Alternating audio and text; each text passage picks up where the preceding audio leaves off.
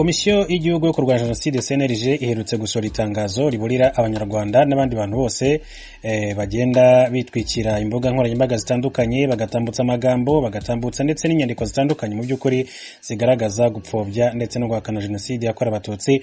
Ibi byaje rero bikurikira mu by'ukuri amagambo yatangajwe yagiye avugwa n'abantu batandukanye barimo na Yvonne Idamange. Uyu nguyu nyuma yuko yifashishije urubuga rwa YouTube agatambutsa ibitekerezo bye bitandukanye mu by'ukuri harimo n'ibyagiye bifatwa nk'ibipfobya jenoside yakorewe abatutsi.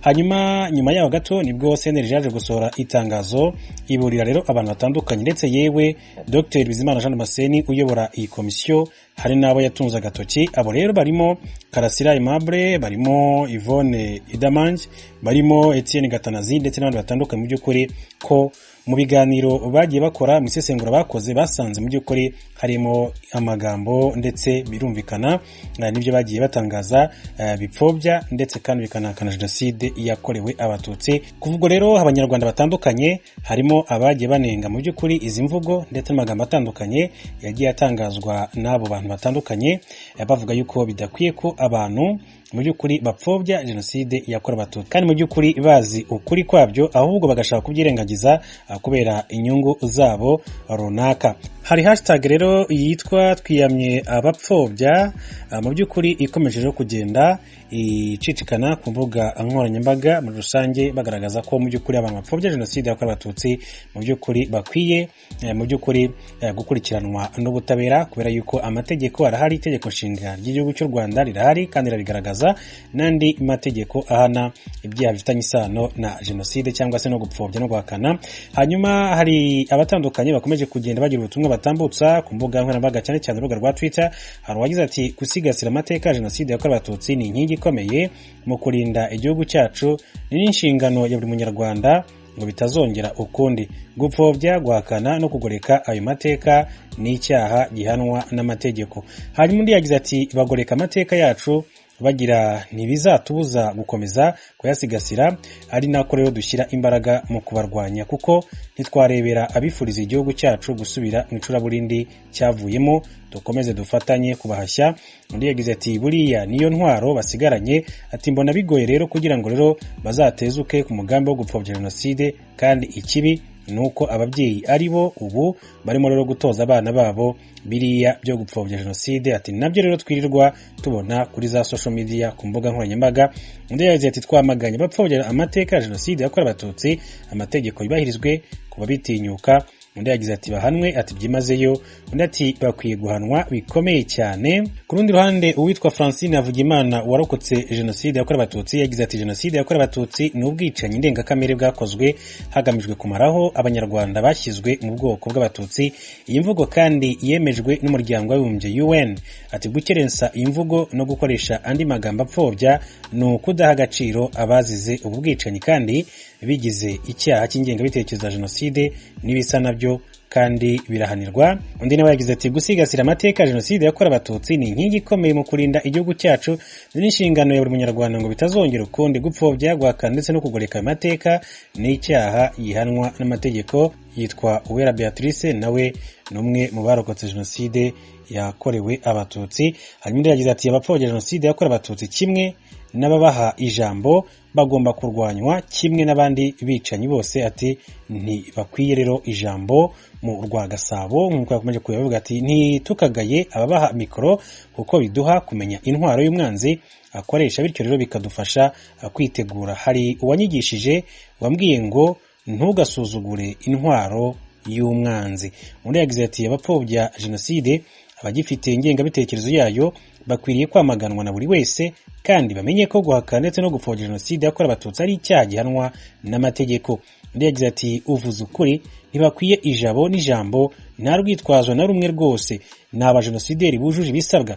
Ati baba bafite umugambi wo kuduhorahoza burundu. Ati nibahanwe. Ati mu by'ukuri turabamaganye cyane. Arundi wagize uti amateka ya jenoside yakorewe abatutsi akwiye gusigasirwa kuko ni intwaro ikomeye izatsinda abayihakana bayipfobya. Ati guhakana no gupfobya jenoside ntabwo byakwihanganirwa. Yitwa Munyandamutsa Fabrice warokotse jenoside yakorewe abatutsi. Arundi wagize ati imyaka 27 irashize jenoside yakorewe abatutsi ibaye, yasize ibikomere byinshi cyane bidakira. Niyo mpamvu tugomba guhaguruka tukamagana ufite ingengabitekerezo ndetse n'abayipfobya, kubera ko ari imwe mu nzira ituma turinda amateka kugira ngo ibyabaye bitazongera kubaho ukundi. Ati imyaka 27 irashize jenoside yakorewe abatutsi ibaye, yasize ibikomere byinshi cyane bidakira. Ati niyo mpamvu rero tugomba guhaguruka tukamagana ufite ingengabitekerezo ndetse n'abayipfobya, kubera ko ari imwe mu nzira ituma turinda amateka kugira ngo ibyabaye bitazongera kubaho ukundi.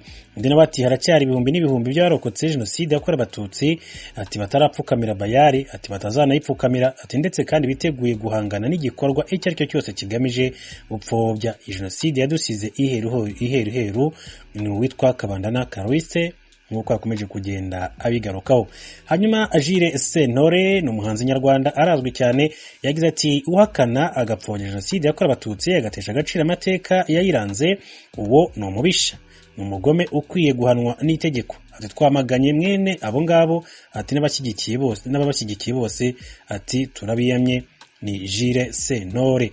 Undi ati mu by'ukuri ati kugaragaza mu ruhame imyitwarire igamije kugabanya uburemere ingaruka zayo, koroshya uburyo yakozwemo, kugaragaza imibare itari yo yabayizize. Ati rero ibitangajwe ku rubuga nkoranyambaga bifatwa nk'ibikorewe mu ruhame.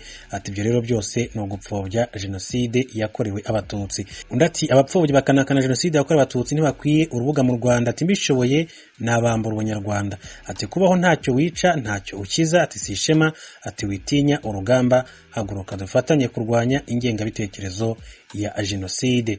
Undi yagize ati gusigasira amateka ya jenoside yakorewe abatutsi ni inkingi ikomeye, ati mu kurinda igihugu cyacu, yewe n'inshingano ya buri munyarwanda ngo bitazongera ukundi. Gupfobya, guhakana no kugoreka amateka ni icyaha gihanwa n'amategeko. Undi ati yakoresheje amagambo y'ururimi rw'igifaransa, mu by'ukuri avuga ati ugabanya cyangwa se uworoshya mu by'ukuri mu bijyanye n'imvugo. Ati mu by'ukuri aba akoze icyaha gihanwa n'amategeko, abapfobije jenoside yakorewe abatutsi.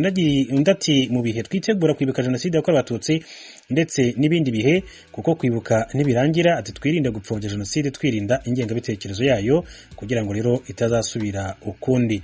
Undi yagize ati rero mu by'ukuri ati rubyiruko ati rukomeje kwamagana abashakira indonke mu gupfobya jenoside yakorewe abatutsi mwaka w'1994. Ati intekerezo mbi zikomeje rero kubaranga, ati ntizizihanganirwa na gato nk'uko yakomeje kugenda bigaragaza. Undi nawe ati abahakana n'abapfobya jenoside yakorewe abatutsi nta mwanya bafite mu Rwanda no mu mahanga. Ati bibuke ko icyo cyaha cya jenoside kidasaza, uwo ari we wese ugaragawe n'ingengabitekerezo yayo yagombye rero kwiryozwa. Amategeko ahana iki cyaha ntiyubahirizwe arahari. Ati abahakana n'abapfobya jenoside yakorewe abatutsi nta mwanya bafite mu Rwanda no mu mahanga.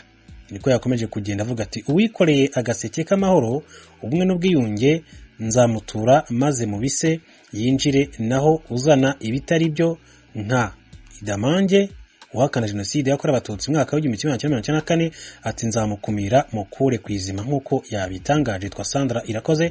Ati mu by'ukuri u Rwanda rwavuye kure kurwifuriza gusubira muri jenoside, harimo guhakana no gupfobya jenoside yakorewe abatutsi mwaka w'1994.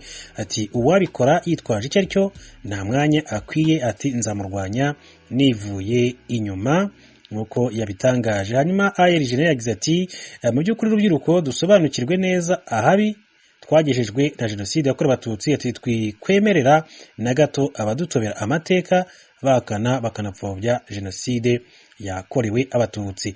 Undi nawe ati twese dufite inshingano zo kurwanya abapfobya jenoside yakorewe abatutsi aho baba baherereye hose nabo baba ari bo bose. Ati ntituzemera na rimwe abashaka kudukomeretsa banatesha agaciro inzibutso zitubikiye abacu n'amateka muri rusange. Undi ati jenoside yakorewe abatutsi mu Rwanda yabereye uwiyumvamo ubunyarwanda wese isoko y'imbaraga zo guhanga n'abayihakana ndetse n'abayipfobya. Ati ntituzigera rero duha abahagahenge abashaka kugoreka amateka yaranze jenoside yakorewe abatutsi. Undi ati guhakana no gupfobya jenoside ni ARG.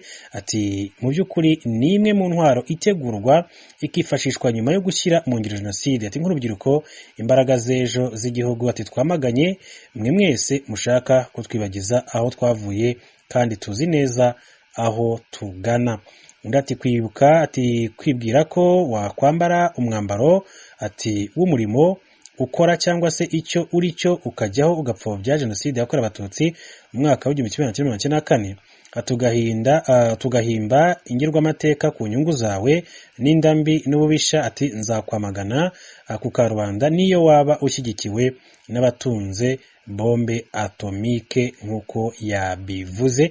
Undi ati abarokotse jenoside yakorewe abatutsi baributsa Idamanje Yvonne ko leta yabarokoye ikabakura ku mwobo w'urupfu, ahubwo ari we ukoresha iturufu ya jenoside ngo abone visa cyangwa ngo GoFundMe.